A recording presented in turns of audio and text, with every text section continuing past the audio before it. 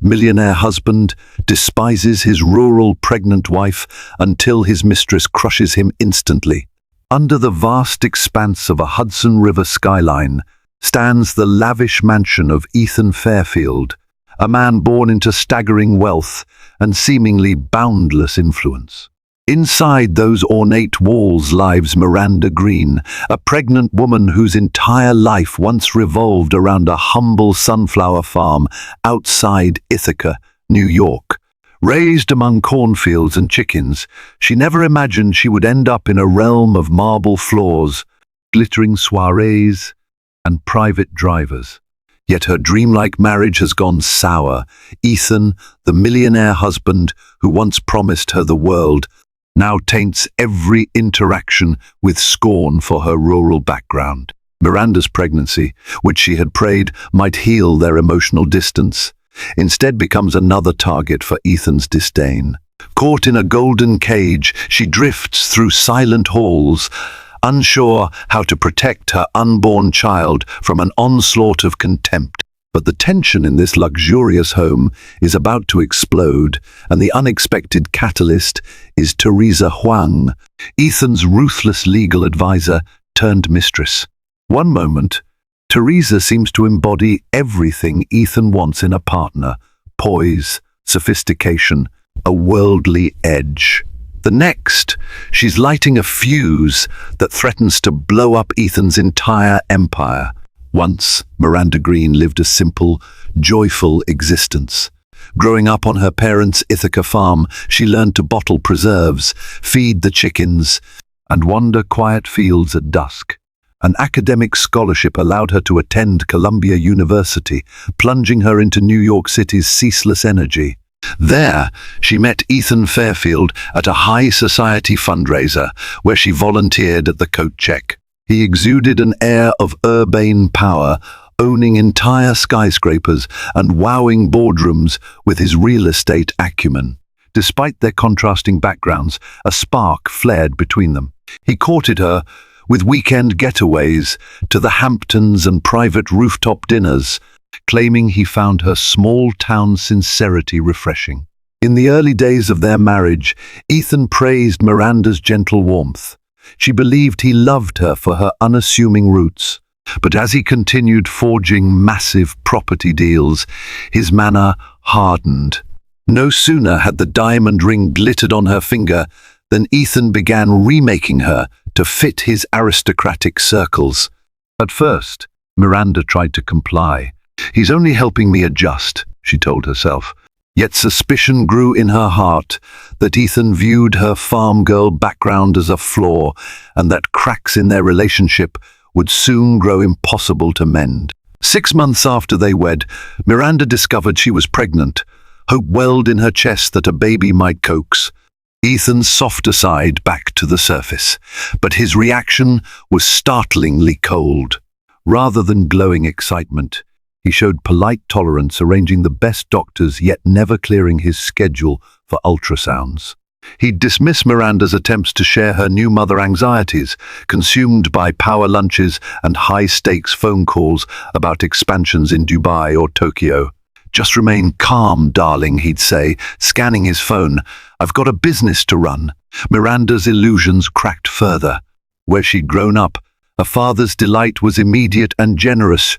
She remembered her own father bounding home from the fields just to hear about her day. In Ethan's orbit, priorities seemed reversed. Eventually, his subtle digs sharpened. Why didn't she walk with more poise? Why did she still wear cheap flats?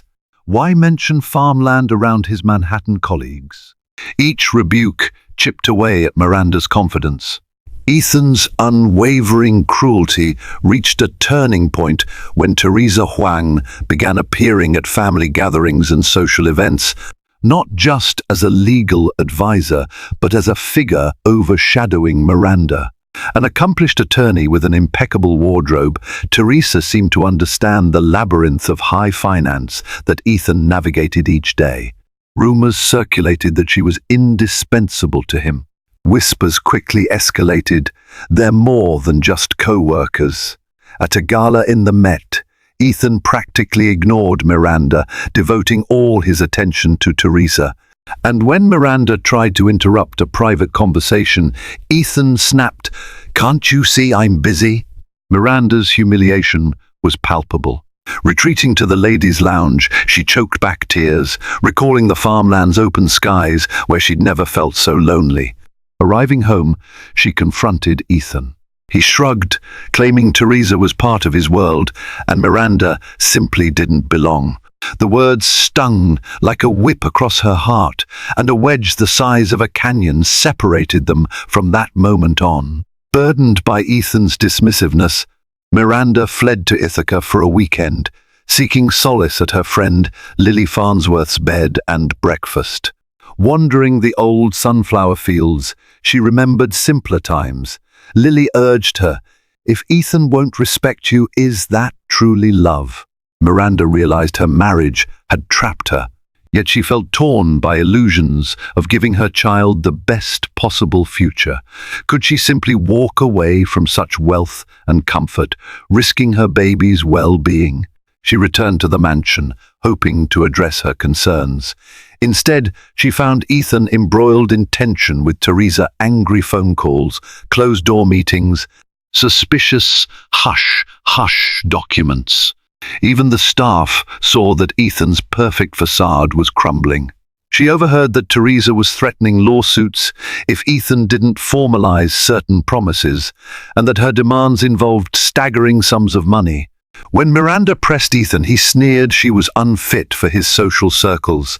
Unable to ignore the signs, Miranda rummaged through Ethan's study. She uncovered contracts referencing a Hong Kong property venture, a Huang Fairfield expansion agreement with ambiguous clauses about personal payouts. On the surface, it looked like Teresa's role extended far beyond legal counsel. The text implied Ethan had offered her partial ownership of major deals in exchange for something more intimate. Miranda felt ill seeing the proof of her husband's entanglement. Determined to protect herself, she discreetly contacted a family lawyer, Patrick Greenwood, recommended by a sympathetic housekeeper. When she told Ethan she'd been out at the doctor, he barely looked up from his phone. Meanwhile, rumors in Manhattan soared. Is Ethan's mistress about to dethrone the rural wife? Miranda steeled herself. She might lack resources, but she had an unborn child to defend.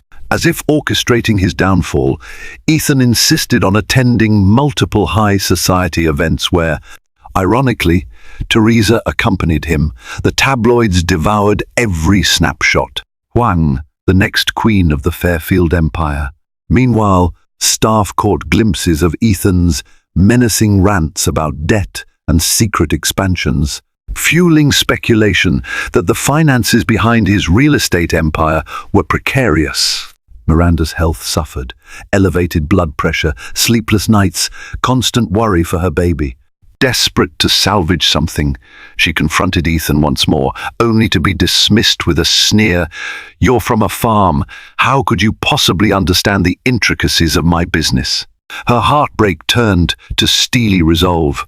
In a shocking shift, rumors broke that Teresa was preparing a lawsuit against Ethan. She claimed he owed her money, an official partnership stake, or more. Media tongues wagged. The mistress sues the millionaire. The typical hush-money approach didn't seem to quell her. Sensing that she held the upper hand, Teresa threatened to reveal deeper secrets, shady investor deals, questionable expansions, possibly even criminal infractions. Ethan scrambled to bury her claims, but she refused to be silenced. From the mansion's vantage point, Miranda watched Ethan unravel. He paced the corridors at odd hours, roaring at lawyers over the phone. Even the formidable Elizabeth Fairfield, Ethan's aristocratic mother, arrived to intervene. But Teresa pressed forward publicly, demanding her share in front of cameras. Ethan tried to smear her as an opportunist, but she parried every accusation, brandishing messages that suggested a personal, romantic alliance with him. A pivotal moment arrived when Teresa joined a prime-time interview on a major network. With a calm air, she displayed emails, messages, and partial financial statements. The crowning piece of evidence, a set of documents showing Ethan had promised to funnel partial ownership to her while leveraging unauthorized family trust assets. "If these expansions collapse," Teresa declared, "he'll have committed embezzlement or at least fraud. I intend to see justice done." The camera cut to Ethan, who looked ashen. Miranda, glued to the TV, alongside stunned household staff, felt contradictory sensations: shock, pity, and an odd sense of vindication. Ethan had belittled her rural upbringing, spurned her devotion, and now the mistress he'd chosen over her was poised to topple him. Scenes of Ethan fleeing the press circulated. The foundation of his empire teetered on the brink. That evening, Ethan stumbled home, raging about Teresa's betrayal and hurling blame at Miranda for not stopping this fiasco. "If you were a real wife, you'd have shielded me from this," he bellowed, tears shining in her eyes. Miranda refused to cower. "You made your bed, Ethan," she retorted. "I'm no scapegoat." Elizabeth arrived mid-argument, commanding silence. She calmly insisted Ethan accept responsibility or risk total ruin. For once, her high society dominance overshadowed her son's tantrums. She also suggested Miranda might do best to leave, unaware that Miranda had no intention of fleeing unless it was on her own terms. Upstairs, Miranda collapsed onto her bed, the baby's kicks punctuating her swirling thoughts. She realized Ethan was a cornered animal, prone to lashing out. She needed a strategy, either protect herself through legal channels or see if Ethan could truly change. She cradled her belly, promising to do whatever it took to ensure her child's future well-being. In a final burst of clarity, Miranda decided to gather her belongings, vanish to Ithaca again, and let Ethan face the chaos. She placed calls to her lawyer and to Lily. Greenwood advised caution, ensuring Miranda safeguarded any financial or contractual evidence that might secure child support or spousal help if she filed for separation. One dawn, bag in hand, she slipped from the mansion, ignoring Ethan's texted demands for her to stay. She boarded a train to Ithaca, mind reeling yet brimming with fragile hope. Once more, Lily greeted her with open arms. For days, Miranda breathed farmland air, recalled her father's gentle presence, and let Lily's bed and breakfast envelop her in simple comfort. The baby's movements felt calmer, as if relieved by her distance from the Fairfield tension. Meanwhile, Manhattan's rumor mill devoured updates about Ethan's meltdown. Teresa filed further legal motions, and board members in Fairfield Holdings voted to freeze Ethan's authority. Stocks plunged, his wealth threatened to evaporate, and criminal investigations loomed if he couldn't settle claims quietly.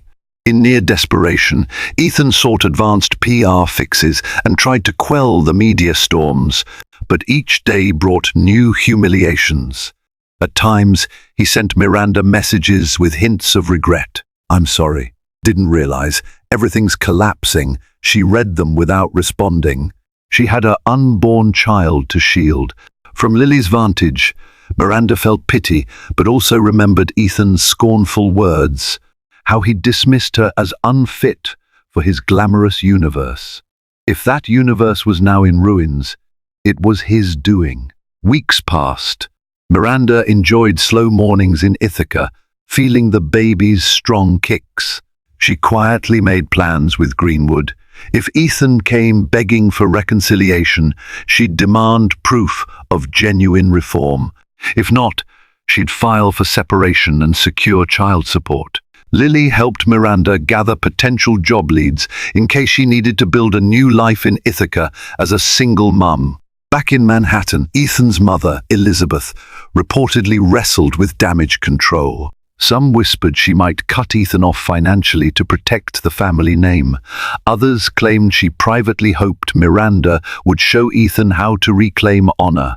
But the tabloids insisted the star of the drama was Teresa, who had crushed Ethan in the most public manner possible, with revelations about his shady dealings, which overshadowed his cruel neglect of Miranda. Out of the blue, Ethan texted Miranda a heartfelt note. "I know I've hurt you deeply. I never valued your kindness, your honesty. Everything I built is crumbling. I'm ready to talk about real change."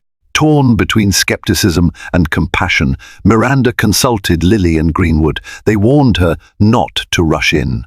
But for the baby's sake, she decided to speak with Ethan. They met in a modest cafe halfway between Ithaca and Manhattan. Ethan looked haggard, dark circles under his eyes, hair no longer meticulously styled. In hushed tones, he apologized for scorning her farm roots, for humiliating her before the society crowd, and for forcing her to endure his relationship with Teresa. "I was so obsessed with power and status," he confessed, voice trembling. "I failed to see the treasure I already had." Miranda, tears brimming, laid down her own terms: absolute respect, a pledge that he would undergo therapy or counseling, and full legal acknowledgement of her child's future needs, separate from any fleeting fortunes. Ethan might regain. No more illusions, no more arrogance, and no more dismissing her rural background as an embarrassment. If he refused or faltered, she'd raise the child alone in Ithaca, forging a simpler life. Ethan, nearly in tears, agreed. He might yet lose Fairfield Holdings, but he refused to lose his child and possibly the only real love he'd ever encountered. Miranda stated this was only the beginning. Trust had to be rebuilt from scratch, and forgiveness wouldn't come easily. In the weeks that followed, they maintained cautious communication. Ethan started therapy sessions, complied with the board's demands to repay or settle suspect expansions, and reached a private settlement with Teresa, effectively acknowledging her role in his downfall. Meanwhile, Miranda remained in Ithaca, focusing on her health and final trimester. She gleaned comfort from the farmland's gentle rhythms, from Lily's unwavering support, and from the knowledge that if Ethan backslid, she had a plan to stand on her own. Tabloids eventually moved on to fresher scandals, leaving the Fairfield fiasco as a cautionary tale of ego and greed. Ethan quietly withdrew from public life, letting Elizabeth handle most final real estate negotiations. In Ithaca, whenever he visited, he displayed an unfamiliar humility, asking about prenatal checkups, paying close attention to the baby's heartbeat via ultrasound, and bringing modest gifts rather than the bombastic luxury items of the past. Some nights, Miranda felt genuine warmth in his presence, remembering fleeting moments early in their courtship when he'd cherished her unvarnished authenticity. Other times, she wrestled with deep wounds, recalling how he'd humiliated her and dismissed her at her most vulnerable. Healing, she realized, would be a slow, fragile process. Late in the summer, Miranda went into labor in Ithaca's small community hospital. Lily held her hand, offering comfort. After frantic phone calls, Ethan arrived, breathless and anxious, determined to be there for the birth. For hours, Miranda endured waves of pain, overshadowed by fear, then overcame by the primal wonder of bringing new life into the world. When her baby, a healthy boy, let out that first wail, time seemed to stand still. Tears mixed with joyful laughter as Lily snapped photos. Ethan, clasping Miranda's hand, looked overcome by awe, tears slipping down his cheeks. In that moment, the farm girl and the fallen millionaire locked eyes, forging a bond in the presence of their newborn son. After the birth, Miranda declined an immediate return to the Manhattan mansion. She wanted to spend the early weeks among quiet fields, letting her baby sense love, gentleness, and rural calm. Ethan alternated between hotel stays in Ithaca and commutes back to the city, juggling what remained of his business obligations. He never complained or belittled her environment now. Instead, he admitted that country air soothed him in ways he never expected. When the child was a month old, Elizabeth Fairfield made a discreet visit, bristling initially at the plain bed and breakfast accommodations. Yet upon seeing her grandson, she melted, cradling him tenderly, even praising Miranda's strength. It was an understated shift, but proof that even the unlikeliest hearts might soften. Miranda detected traces of regret in the older woman's gaze, perhaps seeing how an honest rural upbringing was no handicap for raising a child with real values. Ultimately, Miranda and Ethan decided to rent a modest home near Ithaca for the short term, allowing them to co-parent with less friction. Ethan's fortune had shrunk drastically. He'd settled massive debts, sold off certain properties, and accepted partial blame for the fiasco. Yet he discovered a surprising peace in not chasing every dollar or hobnobbing at city galas. He took infant care classes with Miranda, overcame his aversion to rural life, and even ventured into an Ithaca farmer's market to help buy fresh produce. Miranda, though still cautious, appreciated these changes. She recognized sincerity in Ethan's attempts to learn about the farmland culture he once despised. Bit by bit, he apologized for mocking her family's legacy. "I never really saw the beauty in this until now," he admitted, gazing at a sunset over cornfields. "Maybe I was always afraid of what it meant to be vulnerable." As the months rolled on, they fell into a gentler routine. Ethan rejoined some business circles on a smaller scale, focusing on honest partnerships that didn't rely on illusions or manipulations. Miranda thrived in motherhood, balancing her baby's needs with assisting Lily at the bed and breakfast, grateful for every quiet morning, unburdened by mansion politics. Their relationship remained delicate. Trust had to be earned anew. Yet each day they tested the waters, like relearning to communicate without blame, to share parenting tasks without scorn. Yes, Ethan had lost his fortune's grand veneer, and Teresa's final blow had crushed his illusions. But in that downfall, he found a chance to be truly humble, forging a life with Miranda that centered on compassion rather than wealth or ego. Meanwhile, Miranda no longer felt overshadowed. She was free to voice her feelings, to claim her heritage with pride, and to ensure her child grew up cherishing both farmland simplicity and the lessons gleaned from Ethan's cautionary tale. Thus, Miranda Green, the rural pregnant wife once dismissed by a proud millionaire, reclaimed her dignity and shaped her future. Teresa Huang had served as the instrument of Ethan's collapse, ironically sparing Miranda from a joyless existence. In the end, though, Teresa's betrayal triggered a profound transformation. The man who despised Miranda's background discovered humility and fatherhood in the very farmland he had derided. Whether Miranda and Ethan remain forever united remains an open question, but they have chosen, for now, to give co-parenting and potential reconciliation a chance based on mutual respect and a willingness to put their son's happiness above all else. Miranda's unwavering spirit, fed by Ithaca's sunflowers and her father's memory, proves stronger than any gilded mansion's illusions. And so the farm girl stands tall, holding her child, forging a new chapter on her own terms. In this twisting narrative of scorn, betrayal, and ultimate self-discovery, Miranda demonstrates that quiet determination can outlast even the mightiest illusions of wealth and power. If her journey resonated with you, her refusal to be broken by a contemptuous husband, her courageous flight to protect her unborn child, and her balanced approach to granting Ethan a chance at redemption, please like, share, and subscribe. Your support allows us to continue weaving stories about resilience, love, and unexpected triumph. Thank you for reading, and we look forward to bringing you more heartfelt tales.